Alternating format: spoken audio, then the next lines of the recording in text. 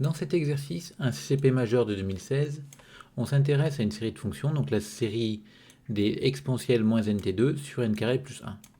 Donc dans une première question, on nous demande de montrer simultanément que f est défini et continue sur R. Donc ceci est la conclusion du théorème de continuité des séries de fonctions. Donc on va directement faire ce théorème-là, et on ne va pas passer par la case convergence simple pour avoir le caractère défini. Donc directement ici, on va donc poser les fn, donc les fonctions que l'on somme ici. Comme toujours, à chaque fois qu'on a une série de fonctions, si les fonctions que l'on somme ne sont pas nommées, on leur donne un nom, ça simplifiera la rédaction. Ensuite, pour tout n dans n, nos fonctions fn sont définies et continuent sur R. Après, pour tout n dans n, pour tout t dans R, quand je calcule fn de t, la valeur absolue de fn de t, ça va être plus petit que 1 sur n carré plus 1, parce qu'au numérateur, j'ai une exponentielle d'une quantité négative, donc qui est plus petite que 1. Et du coup, la norme infinie de fn va être plus petite que 1 sur n carré plus 1. Et donc, en particulier, ça va être un grand taux de 1 sur n2. Parce que cette quantité-là est un grand taux de 1 sur n2. Or, la série des 1 sur n2 converge, parce que c'est du Riemann, elle converge même absolument. Donc, par comparaison, la série des normes infinies converge. Et vous voyez qu'ici, on ne le dit pas, mais c'est un théorème de comparaison des séries à termes positifs. Alors pourquoi on ne le dit pas? Parce qu'ici, c'est quand même une norme infinie, donc qui est positive. Il n'y a absolument aucun doute. Si vraiment ça vous embête, vous pouvez ajouter ici qu'il y a convergence absolue. Du coup, cette série converge absolument, donc converge. Donc en tout cas, la somme des Fn, comme la série des normes infinies converge, la série des Fn converge normalement, donc uniformément sur R. Donc on a les hypothèses qui vont bien. La série des Fn converge uniformément sur R. Les Fn sont définis et continuent sur R. Donc notre théorème s'applique et nous dit que la fonction f, qui est la somme des Fn, est définie et continue sur R. Ensuite, on nous demande de montrer un encadrement, donc f de t-1 est plus grand que 0 et plus petit que cette quantité-là. Donc déjà, il faut voir tout de suite que le 1 qui apparaît là, ce 1-là, n'est autre que cette quantité-là pour n égale 0. Pour n égale 0, on obtient 1. Et donc en fait, quand on regarde f de t-1, ça va s'écrire sous la forme somme des fn de t pour n variant de 1, cette fois-ci, à plus infini. Ensuite, les quantités qui sont à l'intérieur de cette somme sont bien sûr toutes positives. Donc automatiquement, on aura bien f de t-1 qui va être positif. Et elles sont aussi plus petites que exponentielle moins n t carré, parce que le dénominateur est plus grand que 1. Et cette exponentielle moins n t carré, donc qui est celle qu'on a vu apparaître ici, donc ça tombe bien, on peut l'écrire autrement, et il faut savoir l'écrire autrement. C'est aussi exponentielle de moins t carré puissance n, qui nous permet de voir que la série qui va apparaître à droite sera géométrique de raison exponentielle moins t carré. Donc là, il y a deux manières de conclure. Soit on dit justement qu'on va sommer cet encadrement pour n variant de 1 à plus infini, et qu'on a le droit de le faire parce que cette série converge, on l'a déjà montré auparavant, et celle-ci converge parce qu'elle est géométrique de raison exponentielle moins t2. Soit, deuxième option, on utilise le théorème de comparaison, et on explique que la série des exponentielles moins t2 puissance n converge parce qu'elle est géométrique. Et mon théorème de comparaison va me donner dans ce cas-là deux choses, parce que c'est la comparaison avec le inférieur ou égal. Il va me dire que la série des exponentielles moins nt carré sur 1 plus n2 converge. Bon, c'est pas une nouveauté parce qu'on l'avait déjà démontré dans la question précédente. Et aussi, et c'est ce qui va m'intéresser, que ma somme des exponentielles moins nt2 sur 1 plus n2 sera plus petite que la somme des exponentielles moins t2 puissance n. Et cette somme-là, je sais la calculer, j'ai dit qu'elle était géométrique, et on obtient ceci à droite. Donc, bien sûr, là, je ne l'ai pas remis, mais ça va être positif. Et du coup, on va maintenant pouvoir utiliser le théorème des gendarmes.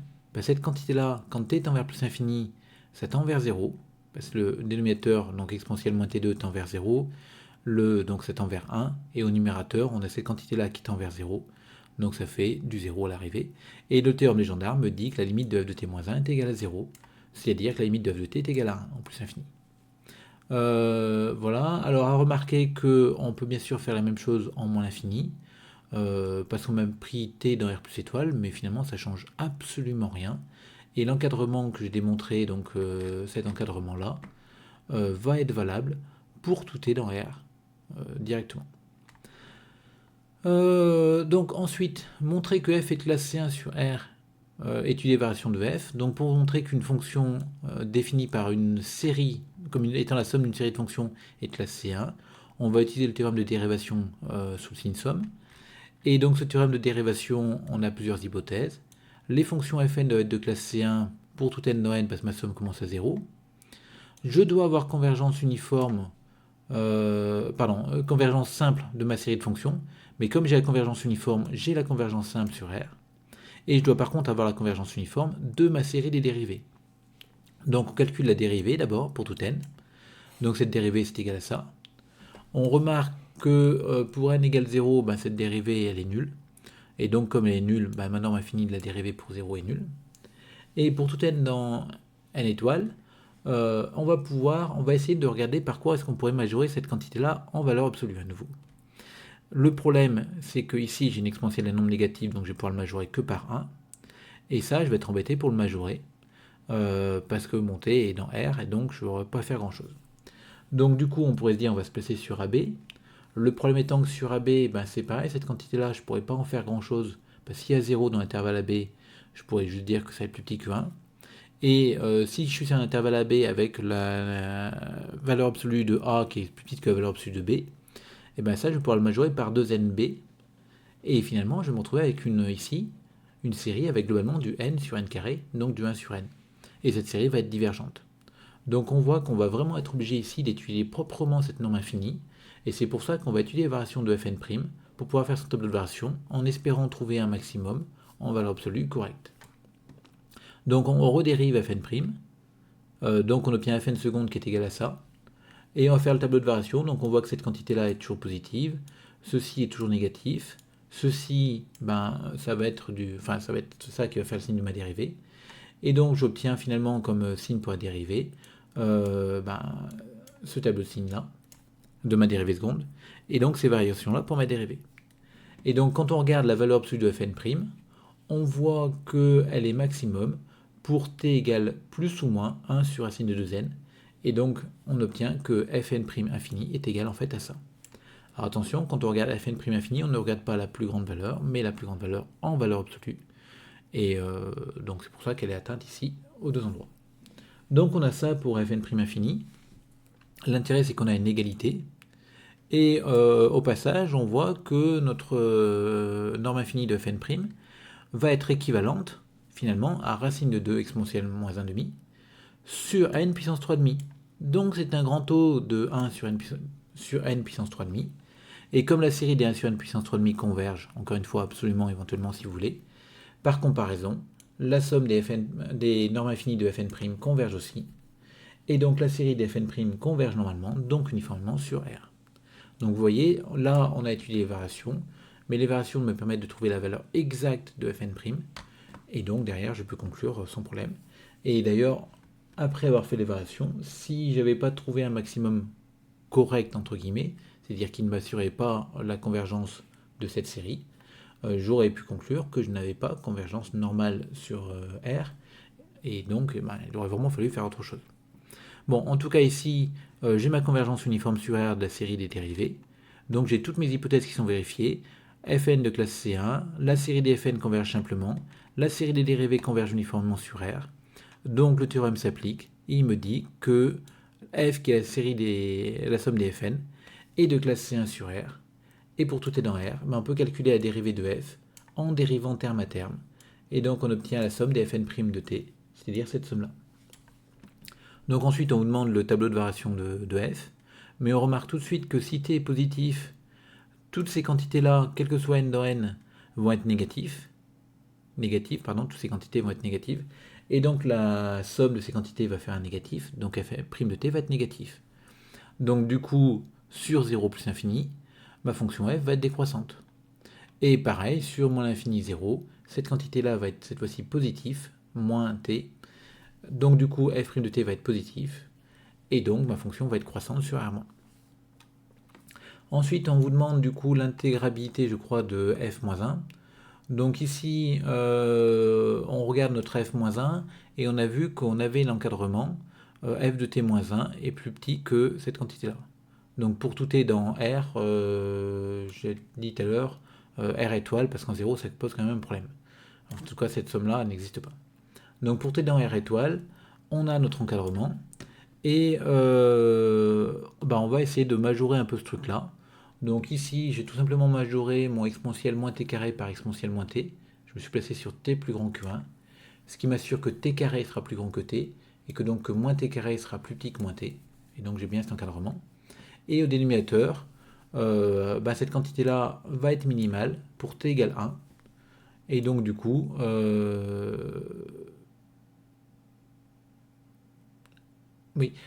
je vais dire que c'est plus petit que ceci. Bon, donc on obtient notre majoration, et cette majoration-là, elle va me permettre de conclure, parce que du coup, j'ai f de t-1 qui va être un grand taux de exponentielle moins t, parce que c'est une constante, enfin c'est plus petit qu'une constante fois exponentielle moins t est plus grand que 0. Et du coup, je peux utiliser le fait qu'exponentielle moins t est intégrable sur 1 plus infini pour conclure l'intégrabilité de f-1 sur 1 plus infini. Et il ne manque plus que le petit bout sur 0,1. Mais sur le segment 0,1, ma fonction f-1 est continue, donc elle est intégrable. Et du coup, j'ai bien l'intégrabilité sur R+. Alors, une petite remarque quand même là-dessus. Donc, j'ai utilisé cette majoration-là. Et j'ai voulu me ramener à de exponentielle moins t. Alors, je ne suis pas sûr à 100% que ce soit la meilleure technique ici. On peut aussi vouloir démontrer que ce majorant-là, on voit qu'il tend vers 0 très très vite en l'infini. En tout cas, beaucoup plus vite que 1 sur t2. Donc, on peut se dire à ce moment-là, tiens, je vais diviser par 1 sur t2 de partout.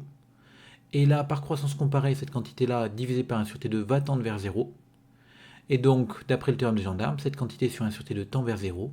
Et on obtient comme ça que f de t-1 est un petit taux de 1 sur t2. Ce qui me donne aussi l'intégrabilité sur 1 plus infini, de manière peut-être plus naturelle. Bon, en tout cas, donc on a fait l'intégrabilité sur R+, mais on obtient comme ça aussi l'intégrabilité sur R, parce que quand on regarde notre fonction f, c'est une somme de fonctions paires, donc elle va être paire. Et la parité, plus l'intégrabilité sur 0 plus infini, me donne aussi l'intégrabilité sur mon infini 0, et donc sur R tout entier. Enfin, une dernière question, on nous demande de montrer un encadrement, donc f de 0 moins cette somme-là est plus petit que 1 sur 10. Donc là, on regarde notre f de 0 moins cette somme pas finie, pardon. Mais f de 0, c'est la somme des 1 sur n carré plus 1, tiens, ça se ressemble beaucoup. Donc on va pouvoir faire du télescopage avec le moins.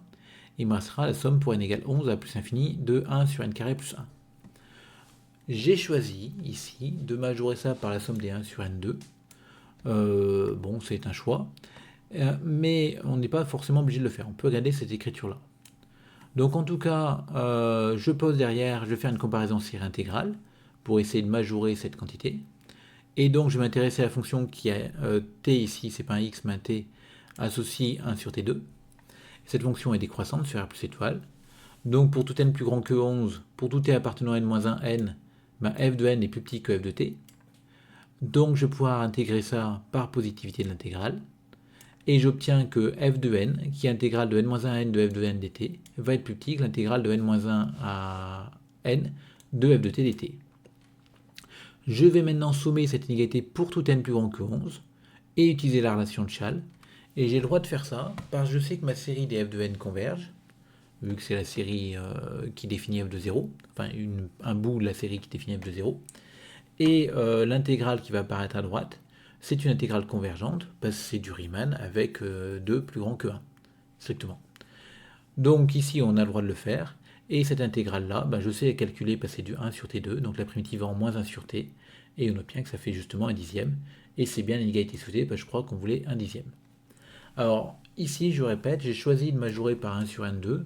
Ce choix peut paraître peu naturel, parce qu'on peut garder cette écriture en 1 sur n2 plus 1. Donc poser f qui est à t associe 1 sur t carré plus 1. On va obtenir la même chose. Sauf que là, ici, l'intégrale qu'on va obtenir, ce sera donc du 1 sur t carré plus 1, qui va se primitiver en arc tangente. Et on va pouvoir s'en sortir, parce que l'arc tangente, on obtiendra arc tangente de plus infini entre guillemets, donc pi sur 2, moins arc tangente de 10. Et avec une calculatrice, on pourra vérifier que c'est bien plus petit qu'un dixième.